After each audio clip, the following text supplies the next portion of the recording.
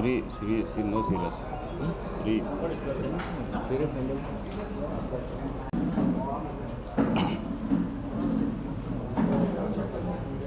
ఓకేనా. ఇప్పుడు ప్రధానంగా అల్టిమేట్గా ఏముంటుందంటే గతం నుంచి కూడా రాజశేఖర రెడ్డి గారి హయాం నుంచి కూడా తీసుకుంటే ఈ కడపని ఏ విధంగా అభివృద్ధి చేయాలా, జిల్లా హెడ్ క్వార్టర్స్ అయిన కడప నియోజకవర్గాన్ని ఏ విధంగా అభివృద్ధి చేయాలా అనే ఒక ఆలోచన, ఒక తపనతోనే ప్రతి ఒక్కరు కూడా ముందుకు రావడం జరిగింది. సరే, అన్ఫార్చునేట్గా గత ప్రభుత్వంలో చేయాలనుకున్న పనులన్నీ చేయలేకపోయినారు అనుకుంటాం మనం. సరే, ఇవి జరిగినాయి అవి జరిగినాయి బ్రహ్మాండంగా జరిగినాయి అనుకుంటాం, కానీ ఏ పని కూడా పూర్తయిన పరిస్థితులు లేవు. ఖచ్చితంగా ఈరోజు మేము మమ్మల్ని పాలిట్ బ్యూరో సభ్యులు శ్రీనివాస్ రెడ్డి గారు కానీ, మన ఎమ్మెల్యే మాధవిరెడ్డి గారు కానీ మమ్మల్ని కార్పొరేటర్ అయిన మమ్మల్ని తీసుకెళ్ళి సచివాలయంలో కూర్చోబెట్టి సీఎం గారితో దాదాపుగా అర్ధగంట సేపు సమావేశాన్ని కూర్చోబెట్టినారు మమ్మల్ని. పూర్తి స్థాయిలో అక్కడ ఒకటే చర్చ, సార్ మీ సారథ్యంలో కడప నియోజకవర్గానికి నిధులు ఇవ్వండి, మేమందరం కూడా మీతో కలిసి పనిచేయడానికి సిద్ధంగా ఉన్నాం అని చెప్పి ఆ రోజు జరగడం జరిగింది. దానికి పూర్తి స్థాయిలో సీఎం గారు హామీ ఇవ్వడం జరిగింది. మీ కడప అభివృద్ధి నా బాధ్యత, నేను మాట ఇస్తున్నా, నేను ఇస్తా అని చెప్పి చెప్పడం జరిగింది. అల్టిమేట్గా ఏ పార్టీ అధికారంలో ఉన్నా ఏమున్నా కడప నియోజకవర్గం అనేది మనకి ఇంపార్టెంట్. కడప నియోజకవర్గం అభివృద్ధి చెందాలా, రాష్ట్రంలో 175 నియోజకవర్గాల్లో మన నియోజకవర్గం గొప్పగా ఉండాలని మనం ఎప్పుడైనా కోరుకుంటాం. కాబట్టి దానికి అనుగుణంగా ఈరోజు ఈ పార్టీలోకి రావడం జరిగింది. ఆశ ఏంటంటే, సరే నిజంగా ముఖ్యమంత్రి గారు వాళ్ళు అనుకున్నట్టు 2,300 కోట్ల రూపాయల అభివృద్ధి జరిగింది ఈ నియోజకవర్గంలో అనుకుంటే తీర్పు వేరే విధంగా వచ్చిండేది.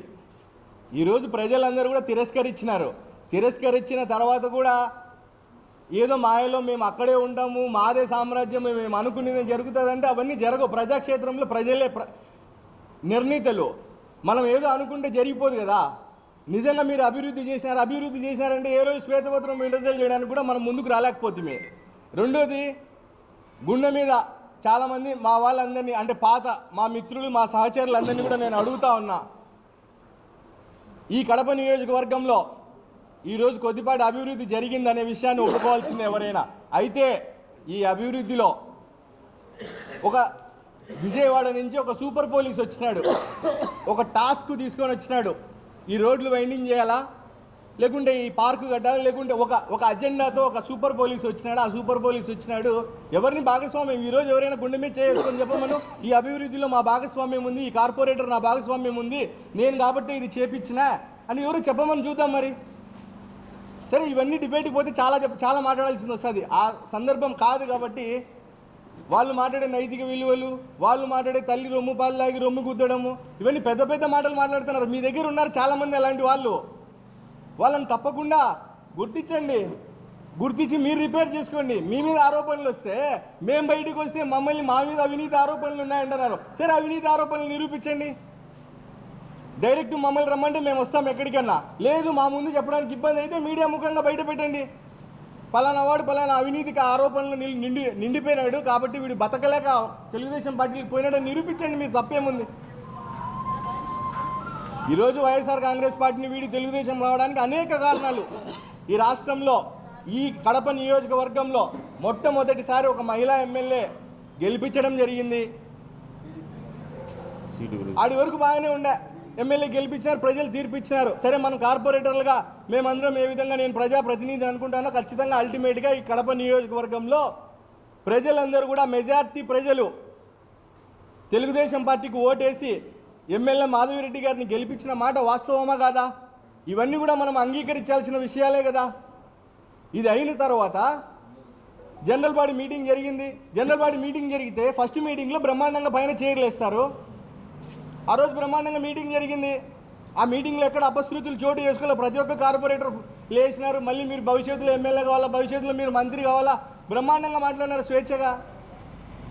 రెండో మీటింగ్కి వచ్చేసరికి సీన్ రివర్సు.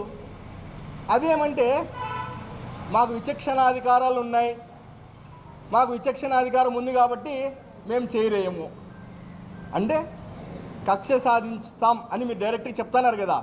ఒక మహిళని అవమానిస్తాం, మా దగ్గర అధికారం ఉంది కాబట్టి మేము కక్ష సాధిస్తాం, నాకు అధికారం ఉంది కాబట్టి నేను కింద కూర్చోబెట్టినా అని మీరు చెప్పకనే చెప్తా ఉన్నారా? మీరు చేస్తే మాత్రం కరెక్టు. చెయ్యని పనులు ఎమ్మెల్యేకి ఆపాదిస్తూ మమ్మల్ని ఇది చేసిండ్రు, మా మీద ఏదో రాజకీయంగా మమ్మల్ని ఇబ్బంది పెట్టారంటే మీకున్న విచక్షణాధికారాలు మీరు ఉపయోగించి మీరు అవమానించినప్పుడు ఖచ్చితంగా ఆటోమేటిక్గా ఎదుటి వాళ్ళు కూడా ఉపయోగించే ప్రయత్నం చేస్తారు కదా. మరి దీన్ని ఎందుకు అంటే ఈ రాజకీయాలను ఏ విధంగా ముందుకు తీసుకుపోవాలనుకుంటారు ఈ నియోజకవర్గంలో? ఒక ప్రశాంతమైన వాతావరణంలో మనం రాజకీయాలు నడపాలనుకుంటున్నామా? లేదు, నాకు అవకాశం ఉంది, నాకు విచక్షణాధికారం ఉంది, మేము తప్పకుండా మేము కక్షనే సాధిస్తాం, మేము కుర్చీ వేయము, మేము అవమానిస్తాము, మీరు పడండి అంటున్నారు. ఇది ఎంతవరకు కరెక్ట్ అనేది మీరందరూ కూడా మనసాక్షి, చాలామంది మహిళలు ఉన్నారు అక్కడ, తప్పకుండా వాళ్ళందరూ కూడా మనసాక్షి మీద చేసుకొని ఆలోచిస్తే వీటికి ఆన్సర్ అక్కడే దొరుకుతుందని చెప్పి నా అభిప్రాయం. రాజకీయ పార్టీ మారాలనే పరిస్థితి వస్తే రాజకీయాల నుంచి స్వచ్ఛందంగా తొలగి ప్రశాంతంగా మా పనులు మేము చేసి బ్రతుకుతాం తప్ప మళ్ళీ శరణు వేడుతూ వేరే పార్టీల కాళ్ళ దగ్గరికి పోయే పరిస్థితి ఎప్పుడు ఉండదని చెప్పి మీ ముఖంగా తెలియజేస్తూ ఉన్నాం. కడప నియోజకవర్గంలో మెజార్టీ ప్రజలందరూ కలిసి ఒక శాసనసభకు ఒక ఎమ్మెల్యేని ఎన్నుకున్నారు. ఖచ్చితంగా నా అభిప్రాయమో మీ అభిప్రాయమో వేరే అభిప్రాయమో పక్కన పెడితే ప్రజల్ని అయితే మనం ఖచ్చితంగా గౌరవించాల్సిందే కదా. గౌరవమైన స్థానంలో ఎమ్మెల్యే గారిని కూర్చోబెట్టినప్పుడు మరి మనకొచ్చిన అభ్యంతరం ఏంది? సీటు పైన కాదు మేము కింద వేసి అవమానిస్తామంటే ప్రజలు ఇచ్చేసినారు. ఏదైతే ఇవ్వాల్సిన ప్రజలు ఏదైతే తీర్పు ఇవ్వాల్సింది ఉందో ఆ తీర్పు ప్రజలు ఇచ్చేసినారు. ఇప్పుడు మనము ఒకవేళ చైర్ పైన వేస్తేనో కింద వేస్తేనో ఎవరో ఏదో వాల్యూ తగ్గిపోద్దంటే అది మన తప్పు. ప్రజలందరూ కూడా చూస్తూ ఉన్నారు, ప్రజలు గమనిస్తూ ఉన్నారు. నిజంగా ఇప్పుడు ఒక కొత్త సంప్రదాయం ఈ ప్రభుత్వం వచ్చింది, వీళ్ళు ఏదో బెదిరించి మమ్మల్ని కొత్త సంప్రదాయం తీసుకురమ్మన్నారంటే ఖచ్చితంగా మేము కూడా దాంతో ఏకీభవిస్తాం వాళ్ళతో పాటు. కాదు కదా, 10 సంవత్సరాలు ప్రశాంతంగా ఇద్దరు ఎమ్మెల్యేలు ఇటు సైడ్ అటు సైడ్ కూర్చున్నారు, పైన కూర్చొని చలా ఇచ్చిన తర్వాత ఇప్పుడు ఇక్కడికి వచ్చిన తర్వాత మహిళ కాబట్టి నాకు అధికారం ఉంది కాబట్టి నేను కింద కూర్చోబెడతా అంటే ఇది ఎంతవరకు సమంజసం? మనం ఆలోచించాలి అందరం కూడా.